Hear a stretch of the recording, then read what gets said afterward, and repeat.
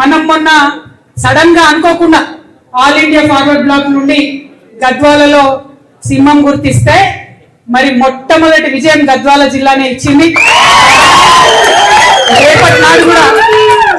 రేపటి నాడు కూడా మరి కౌంటింగ్ లెక్క పెడితే ఎమ్మెల్యే సీట్లల్లో మొట్టమొదట గెలిచేది కూడా మన అమ్మవారి దయతోని ఈ సత్యం నెరవేరుతుందని నేను బలంగా నమ్ముతా ఉన్నా.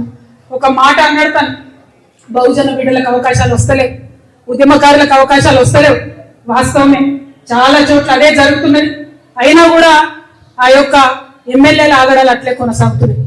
మీ అందరికి గుర్తుండొచ్చు, బాహుబలి సినిమా వచ్చింది.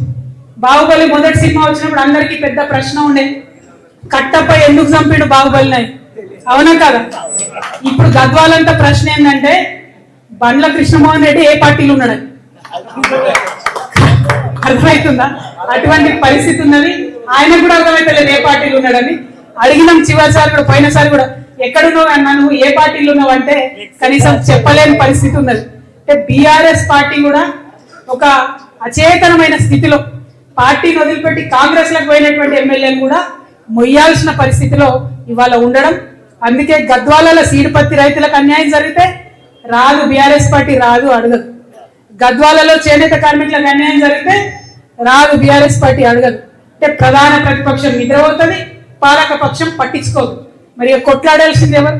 ప్రజల పక్షాన నిలబడాల్సింది ఎవరు? కేవలం ఒకటే పేరు రాష్ట్రం అంతా వినిపిస్తున్నది, అది జాగృతి పేరు మాత్రమే.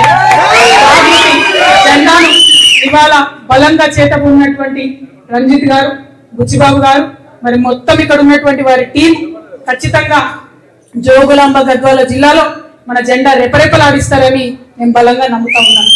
మరి ఇవాళ కాంగ్రెస్ ప్రభుత్వం అవుట్ సోర్సింగ్ ఉద్యోగులకు కావచ్చు, అనేక మందికి ఇచ్చినటువంటి ఏ మాట కూడా పూర్తి చేస్తారు.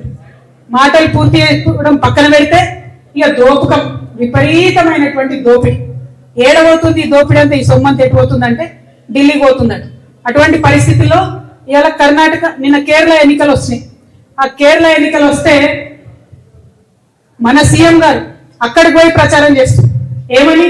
మొత్తం తెలంగాణ అంతా మేము తీర్చిదిద్దినాం, బొట్టు పెట్టినాం, మంచిగా చేసినాం, అట్లా మీ కేరళలో కాంగ్రెస్ ని గెలిపిమని అంటున్నారు. ఇక్కడ ఏమన్నా చేసిండ్రా? ఏమన్నా సాధించిండ్రా? ఇక్కడ మీరు ఒక్కసారి ఆలోచించారు.